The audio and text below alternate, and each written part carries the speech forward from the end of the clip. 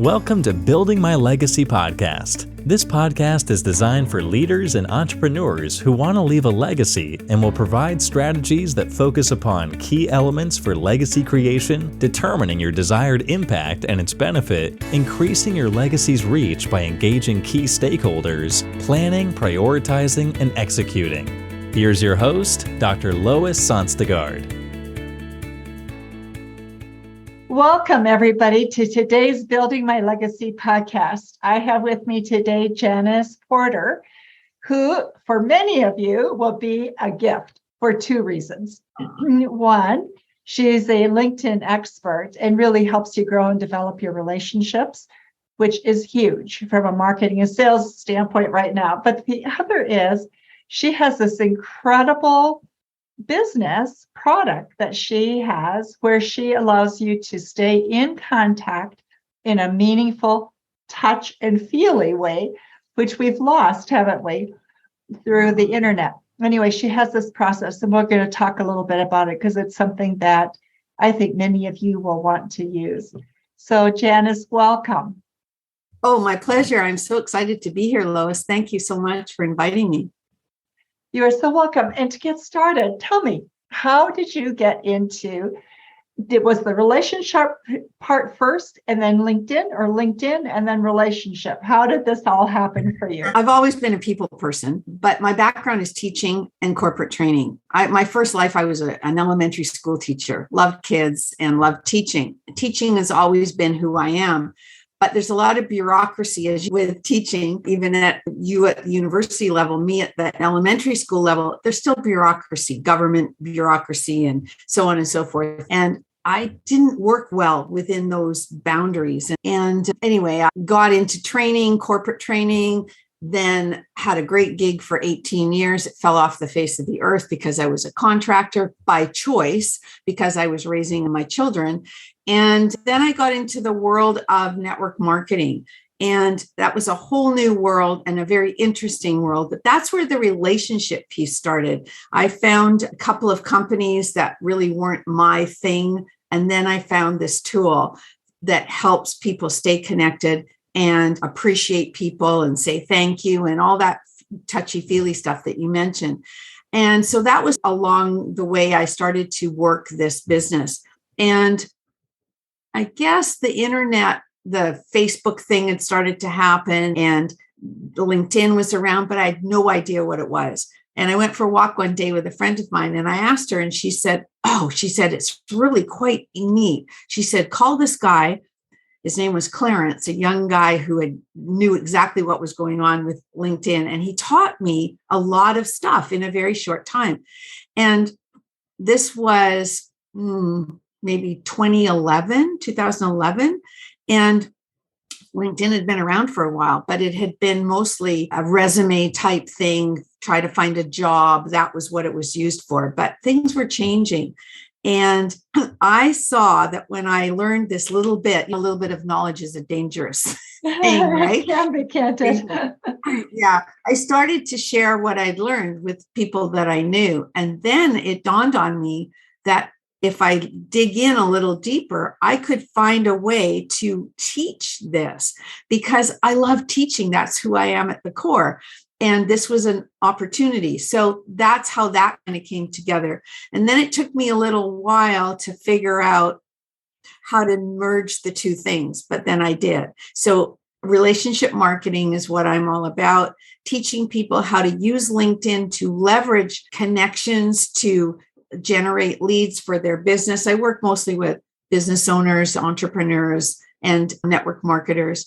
And then nurture those relationships, take them offline, make them real, and nurture them with cards and gifts and staying connected, being remembered, build that referral base. And it goes around and around. And you mentioned something about how we've gotten away from that touchy-feely thing. The past 3 years has been just brutal. Now, if I go and I meet somebody in person that I've known for years, I have to say, or they have to say, is it okay to hug you? Like, it's so weird because we've gotten so away from just the real thing of people. So it's taking a while to get back. Isn't that the truth? Fear has remained, and relationships are so hard to build around fear, aren't they? Yes, absolutely. Yes. Tell So me a little bit about relationships and how you see that on LinkedIn, because I think with social media, what's happened is we have a very skewed notion of what relationships are. It's how can I use you for an opportunity I need right this second? And if you can't deliver, yeah. fine, I'll go on to the next. Yes, it's pitch me. They pitch right away. And you don't want to do that if you want to build some kind of rapport with somebody. Now, what happens is, and I've seen this a lot, where people will connect with somebody new on LinkedIn and pitch them right away. And you have to think back to when you're dating. You don't get married on the first date. So you need to show some interest in that person, right? You need to show a little bit of interest. And so for me, the first thing that I tell people is you have to have a fully optimized profile that speaks to who you are, that shows some personality, that shows the interests that you have, that shows your tone and how you speak and how you relate. And I've always told people, when you're listening, listen between the lines of what's being said. It's the same when you look on LinkedIn. But what happens is people will connect with you and they haven't even looked at your profile. So at least do me the favor of looking to see who I am or what school I went to, or if we have any kind of common bond or commonalities of connections, or if we have 150 connections in common, we must be going around in the same circles. So that's a good place to start. Or if we went to the same university, or if we both love animals, or if there's something there that you can pull out that shows that you've paid attention, that to me is how you start to build rapport with somebody. I know, you know what, Janice, I find it almost shocking when somebody connects and they've actually read my profile. Like, oh, yeah, wow, see? you know something. Yeah. Yeah, it's not the norm, it's the exception. And that's what I'm trying to teach people is it's not how many people you connect with, it's the quality of those connections. And so you mentioned before we went on air, somebody who's very tight about who she connects with. There's some truth to wanting it to be that way. And so there's one extreme where there's the other. You're not going to, when you go to a networking event, you're always told not to go and stand with the people you already know, because what's the point? You may as well try and meet new people. And it's the same on LinkedIn. But just be careful and do your homework before you reach out. Have a reason, not a reason that says, oh, I can sell them something, but a reason of this is an interesting person. We are in the same genre of, or have the same interests. Maybe there's some opportunity there, but the opportunity might be more than just me trying to sell them something. It might be a good referral partner, strategic partner, someone to interview on my podcast, and you never know where that leads, right? And so on and so forth. Sorry, I get off on a tangent, so you just stop me anytime. No, I think that is so true. So as I'm listening to you, I'm thinking, okay, there's probably people listening to this and going, so I thought I was supposed to just connect, send out an email with my USP, unique selling proposition, and that should work. What do you tell people? How do you make those first connections so you actually can go to the next step of relationship building? I like that. First of all, when you reach out to connect with someone, that first connection request, you have actually 300 characters that you can use. I suggest you don't use a lot of them because most people don't read them. They just accept. So then they put the ball back in your court. So say something in that connection request. Oh, I noticed that you're a big New York Jets fan, or whatever, something that puts you into, I'd love to connect and hear more about what you do, but show them that you paid attention. Now, when they say, what usually happens is if they accept, they don't start a conversation. So you see a notification that so has accepted your connection request. Now the work begins. Now you send what I call the welcome or the thank you message. Hey, thanks for accepting, or thanks for connecting. Now I go into a message that might have, I don't know, I've just created a new one that I'm testing right now, which is really about tell me something I wouldn't read on your LinkedIn profile. And here's my special little thing that I want to share with you. So can't wait to hear what it's about. And can you top mine? So just have a little sort of fun conversation, because we all get too spammy and too salesy too quickly. So I want to see if they'll react to that conversation. And then I might get into offering them something of value, not sending it to them, but saying, hey, do you ever wonder how to get better traction with relationships on LinkedIn? I have a few scripts that I could share with you if you're interested, but don't send them, ask them. And then you can go with that. Or do you have any questions about that? I'm happy to help. Show them that you're interested in giving, because that's really, again, it's about what can you give, what can you offer, not what can you take. That's so important. And I think, Janice, the other thing that you've done is you have really married offline and online. And I think so many of us, once we transition to the online, we almost forgot about that offline. And so tell the audience a little bit about what you do with that, because I think it's there may be people who will want to participate in what you have to offer. Awesome. So what I try to do in 2 or 3 messages, it depends how it's going, where my gut's telling me, because I always go with that. I will ask someone to meet offline on Zoom, or usually it's on Zoom, so that we get them off LinkedIn. And in that conversation, I usually ask them for their mailing address. And by then we've built some rapport. And sometimes people don't listen, and they'll give you the email. No, your my mailing address. Like, they don't get it because nobody ever sends anything in the mail anymore. 3% of the mail we receive is something like a card. It's not a bill. It's not a flyer. It's not a promo or a bank statement or whatever. It's 3%. And if you send someone a greeting card in the mail, do you think it never gets opened? 100% of them get opened. So if you send somebody, so I usually say, would you mind giving me your mailing address? And sometimes I'll just say that. Sometimes I'll say, because I'm a card sender. And that's just to soften the blow for them if they're suspicious or whatever. And then that's where it starts. And then I'll send them a card. So the card is there's 2 things in cards. One is you send a birthday card, you send a Christmas card, that kind of obligatory in a way. The heartfelt prompting card that's unexpected, that's the best kind of card to send, because you get them off guard. It's interrupting the pattern. And that's when you get, oh my goodness, that was such a beautiful card. I'm not expecting a thank you, by the way. I'm just sending it out to give those warm vibes. And then I might follow up a couple of weeks later and say, let's have another conversation, and so on, building some relationship. So your cards are around thank yous. It was great to know you. All sorts of things like that. Is that right? It's thank you. I appreciate you. Thanks for the tip. What else? I use a lot of these. I'll take somebody's LinkedIn, or maybe a post on LinkedIn, but quite often there's more softer stuff on Facebook. So I'll look and see somebody had a new grandchild, or they got a new puppy, or they lost their parent, or whatever. And I will send a card to them for that purpose, as opposed to just a fleeting memory on LinkedIn or on Facebook.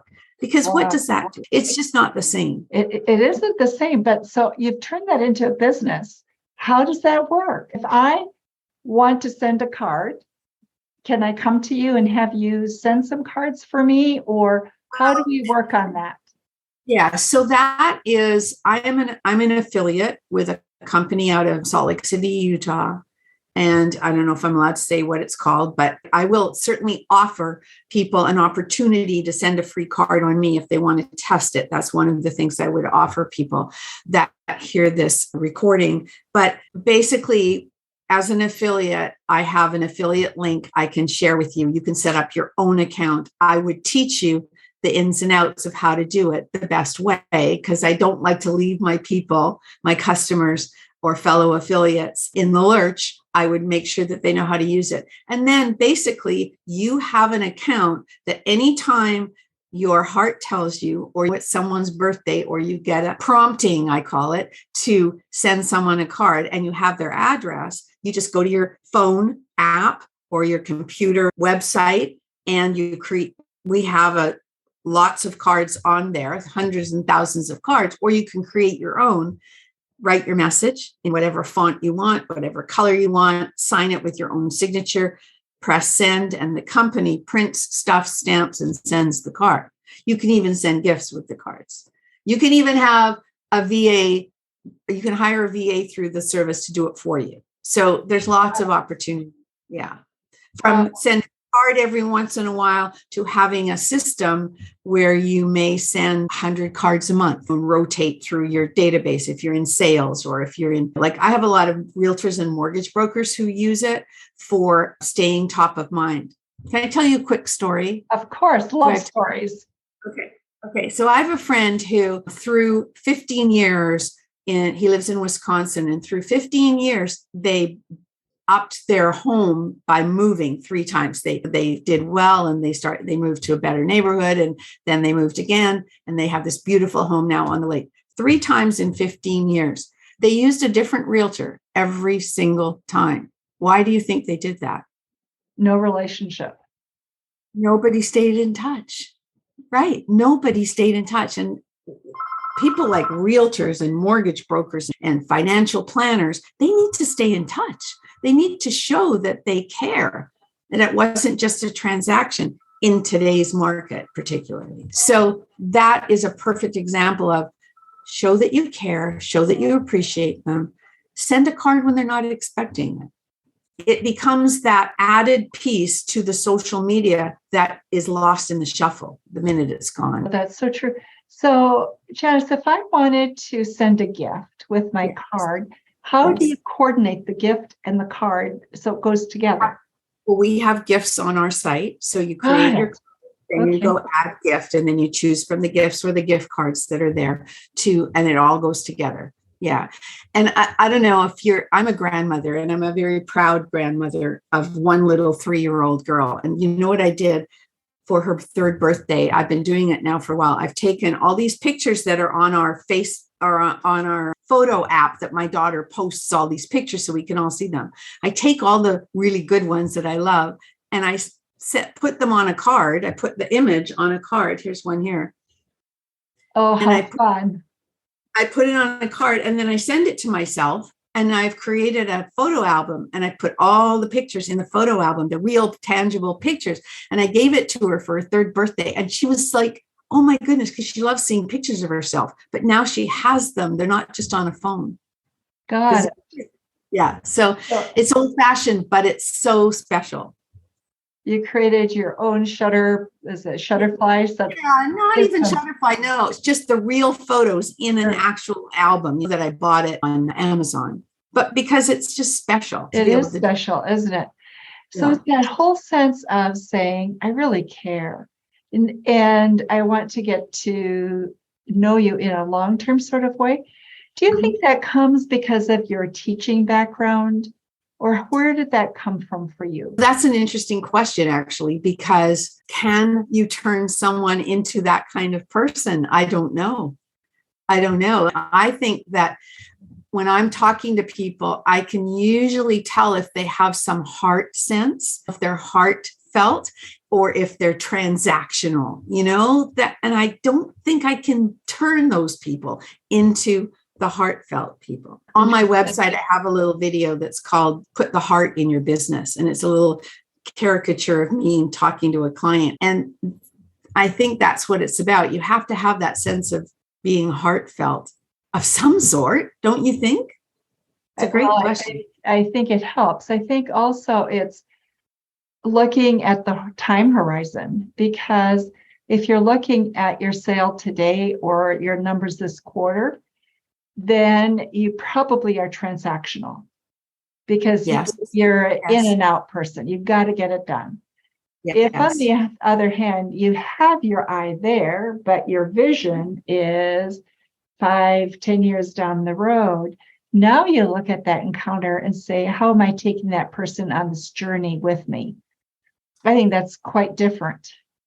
Okay, let me give you one other story. This is another realtor story, but I can't help it because it's a perfect example of what you're just talking about.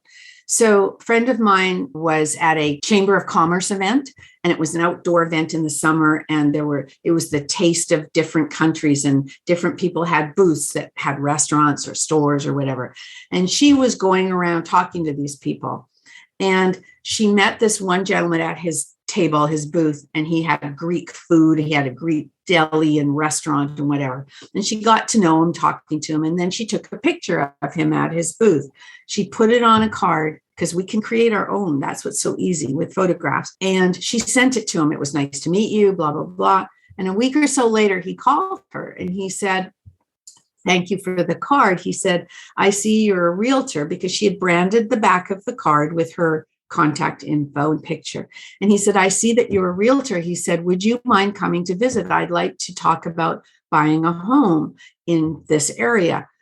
And so she did. And long story short, she sold him a home just from that one card. But not only did she sell him a home, his family was coming over from Greece, and his sister, and then his parents, and then another one. And she sold like 13 homes through that over a period of 5 years. Wow. From one card. Wow. Wow. Now, she could have posted the picture on Facebook and it would have come and gone. But the card was tangible and touched his heart, and also made him pick up the phone. I don't know. Dan Kennedy talks about that so much. Yes. Yes. The old-fashioned mail is not dead. Use it. And he was the beginning of direct mail, wasn't he? And he did direct mail when he was the person you learned from in the early days.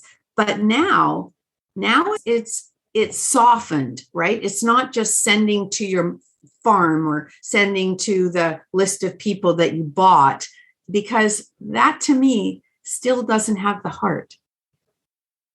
How do you create it?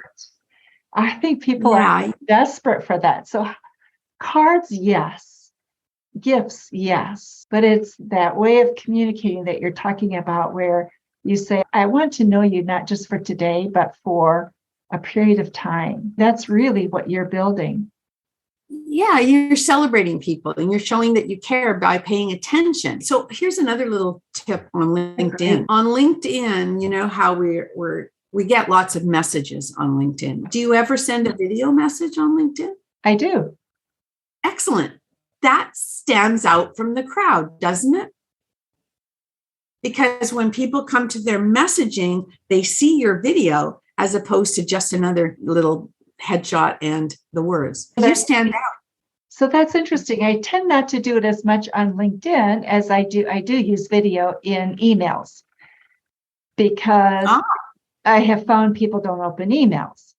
So that's right. They don't, right? But they're more likely to open a video and at least take note. They might, or they might not, because they might think it's got it might have some what? Yeah. Oh no, it might be tainted. Like I'm afraid to open it because it might have, it might have something that then now I get 47 spam messages from all these different companies. And that happens to me sometimes. And I'm like, where did they get? And then you unsubscribe to what you think and it's not working because there's so many different ones. Yeah, that's true. Janice, tell me, what do you enjoy most about business? You've had a variety of backgrounds. So what do you enjoy most now as an entrepreneur? Being able to help people improve what they're doing, being able to share what I do so that it helps and moves people forward. I'm all about, whenever I meet somebody new, it's always, who can I introduce them to, or how can I help them? And so that's what I enjoy, people. You enjoy people. It's so remarkable and refreshing both to hear that, because of the things we've talked about, where we've become so transactional. Yeah. Teaching. You love teaching as well. What is it about teaching that you're passionate about? Oh, wow. It's all coming around full circle now because of having my granddaughter, and I'm loving teaching her. And she's a real challenge because she doesn't sit still for 2 minutes. And I love to sit and read with her and teach her things, but I am teaching her things. I love it. So what is it about teaching? A little bit of it is, I guess I was a bossy kid. I have a control thing. I like to be in control of the situation. And then it's also seeing the results. It's definitely seeing the results and the difference that you can make by helping people and teaching them. Yesterday or Sunday, I did a thing with my granddaughter that we looked at everything that we could see that was a circle. And we learned about circles. And then she's showing me things. Yes, that's a circle. Yes, that's a circle. So I'm like, yes, so fun. And she just turned 3 on last week. So what grade was it that you used to teach? I've taught everything from first grade to 6th grade. Okay. And then I taught adults, right? Then I was a trainer, corporate trainer, and it's the same thing.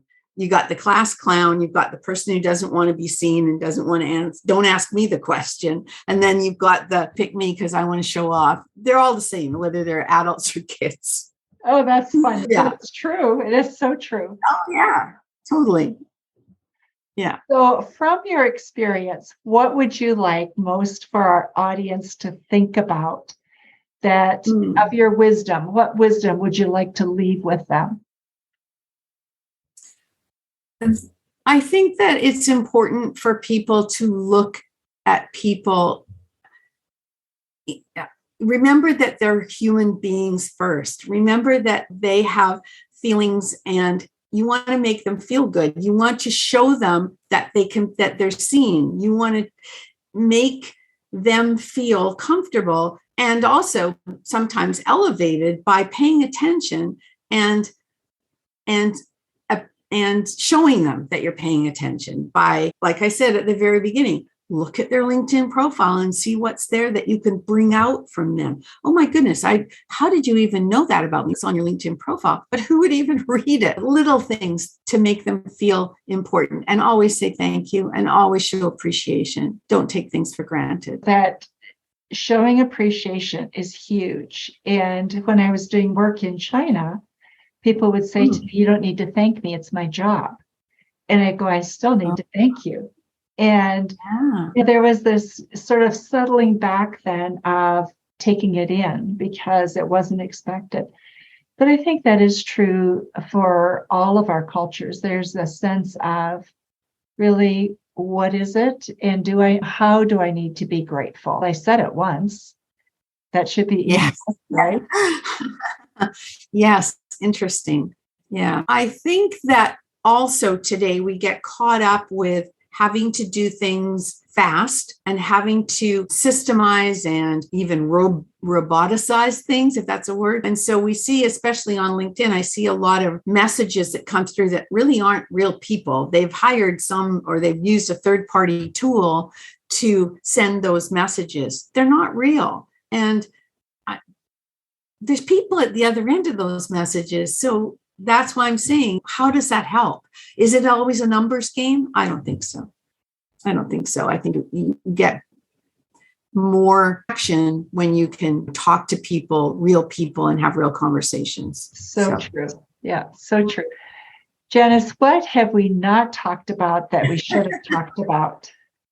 Oh, I don't know. I think we've done everything we can. Let's just talk about this. The fact that you and I were introduced through somebody that had been introduced to me by somebody else, like referral marketing. The best way to meet people, I think, is through referrals. Because there's already a sense of, well, this person must be someone I can relate to because I related to the person that introduced us. I think it's important to think about things like LinkedIn as a tool for building referral business and strategic partnerships, because we all like to do, and it's a cliche now, but it's still so true. We like to do business with people we know and trust, but we also, and I'll bring it full circle to my cards, we also have to remember them. And we're not going to remember them if they don't stay in touch. if they don't stay in touch. And I think that is the challenge that we busy people have. And so having a tool like yours, I think, is incredible. So when I first started in business, one of the things that I did was to make a list of all the people that I wanted to send things to as thank yous or door openers. And I never used it because it seemed trite. It seemed like I was really pushing the envelope a little because it wasn't as personable. And to speak from the heart, it has to be, it isn't a gift for the sake of a gift. It's a gift that says, I care. Yeah. So we have a saying in our company that to send out to give, not to send out to get, because what you put out there comes back tenfold, right? And not from where you expect it, by the way, usually from somewhere completely different. The law of reciprocity has weird things, but send out to give. Don't expect anything. That's the only way that you could truly send from your heart. And that takes a little bit of belief and faith. It takes belief in others as well as yourself, doesn't it? Yeah. Janice, it has been just wonderful to have you on this podcast. And for those of you who are listening, there will be information about how to get in contact with Janice, because I think you are going to want to know about her gift cards and the process that she has put together. The mutual friend that you mentioned used that while she was doing work in Italy, because the cards were automatically sent and they had for her a US postage. And so she didn't have to worry about overseas postage. So tell me, how does that work? If I want to send a card to somebody in Germany, for example, is there a postal address in Germany, so I'm not paying overseas shipping, or how does that go? You're paying whatever it costs to go from the US, wherever you're sending in the world, except for Canada and Australia. Cards, like I live in Canada, and the cards that come to Canada, what happens is they're printed, stuff stamped, and they leave the company within 24 hours, and they are drop shipped into they're couriered across the border and put into Canada Post. So they have Canadian stamps on them. They look like Canadian. They come from this Canada. And in Australia, same thing. They send them overseas and then they go into Australia Post. So they look like they're local. But if I send a card to you in the US, it's going from the US. To me. Not from Canada. Yeah, to you. So it becomes very affordable. Yes, exactly. Yeah. And you can send one card, you can send 100 cards, you can send 1,000 cards all at the same time. It's just one of those things. You have lots of options. You can also create a card, like a beautiful thank you card that you want to have at home to write in if you choose to go the old-fashioned route. So you can send a dozen of those or 25 of them or whatever to yourself and have them on hand. If you wanted to take a card with a bottle of wine over to someone's house for dinner, then you have it. Yeah. So it gives you the opportunity to customize for a very, very small, no extra fee for customizing them. Okay. So Janice, you're all about building relationships online, Absolutely. LinkedIn, and then through cards and offline processes. So thank you so much for that. And those of you who are listening, please go visit Janice, her website. Also look at her cards, because I think we're desperate, hungry for connections these days, and give people that gift connection. Yeah, I'm happy to put a link in your show notes that allows them to go through and have a look and send a free card on me. Okay, perfect. Thank you. Yeah. Thank you for that. You're very welcome. Yeah. Janice, thank you for being with us today on Building My Legacy podcast. And for those of you who are listening to us, thank you for being with us today. Remember, visit the show notes to get your information. Thank you so much for having me, Lois. Appreciate it. You are so welcome. And with that, we're done. So thank you. I think that went really nicely. How did you feel? Oh, good. No, it was a pleasure. It was, I hope it was okay for you. It was great. I don't know if the one sheet that I sent you has my send out cards link on it. It did not. Okay. So here, I'm going to put it in the chat. So I found it sompace else, actually. Okay. Oh, okay. So what I was going to do is give you this link that will allow people to see kind of sales page of what they can do, and then send this minute. I have to get it here. It's in chat, or you'll put it in chat. I'll put it in the chat. Let me just see what this does here. I want to see if it gives them a chance to send a free card. I'm not sure if it does. Oh, wait. Okay. Copy link. Okay. Sign up for send a free card. Okay. So it does. All right. Just want to make sure. There you go. Perfect. Thank you. And I will You're make welcome. sure this gets included. Yeah. So, yeah, I'm thinking you probably haven't received my cards yet. It might be too soon. No, I have not. I can't wait. Okay. Yeah. Let me just see when I sent them. Probably the day we spoke, the 7th. What's the date today? The 12th. So that's Yeah. And it's, you should get it before Friday, I think. It depends. When there's a holiday, it throws everything off. But that wasn't this week. That was last week, right? It was on the weekend. Monday was that. Yeah. That's Sunday right. was the Yeah. holiday. So, Monday, people were still celebrating. Yeah. that's right. So if there's anything I can help you with, let me know. I will go back and check Scott. I really think you'll enjoy talking to him. Okay. And yeah. And I did reach out to Michelle Warner. She's the person I spoke with you about that has a really nice networking system. And she also feels you can only manage about 60 people. And so that's why she keeps her. I'd love to talk to her. 140, but you have some that are personal and family. And so once you take those off, that's what you have left. On LinkedIn?